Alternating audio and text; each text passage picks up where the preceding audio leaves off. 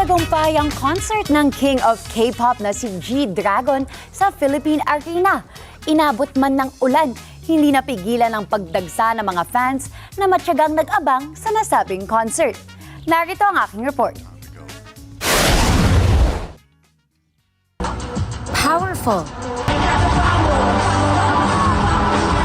and energetic. Ganyan binuksan ng OG King of K-pop na si G-Dragon ang Phase 1 para sa Ubermensch World Tour niya nitong Sabado sa Philippine Arena.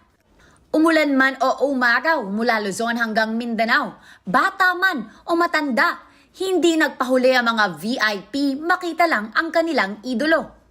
Matatandaan na 8 taon na rin ang nakalipas nang huling magtanghalang nasabing K-pop superstar, kaya lahat ay excited. Super happy that kabalik siya ulit sa Manit, sa Pinas. Tagal namin naghintay, nag-expect, and ito na nga, nangyari na. Kabilang sa performances ni G-Dragon ang mga hit song nito tulad ng Power, Home Sweet Home at Hello. Hindi naman binigo ng OG K-pop star ang kanyang mga fans nang mag-request itong kantahin ang ilan sa mga hit song ng kanyang grupong Big Bang. Kinilig din ang mga VIP sa anunsyong may big comeback daw sa lalong madaling panahon. Bukod kay G-Dragon, maraming natuwang VIP sa pa-free bus shuttle papunta at paikot ng nasabing venue ng concert. Tapos pagdating sa van, merong shuttle na nag-aantay. So hindi siya nakakapagod maglakad since nakaboots ako. So siyempre pag malayo, so mahirapan. So nung nakita ko siya, actually, ang ganda pala niya. Ang ganda. Kasi mukha siyang parang California vibes, mga gano'n.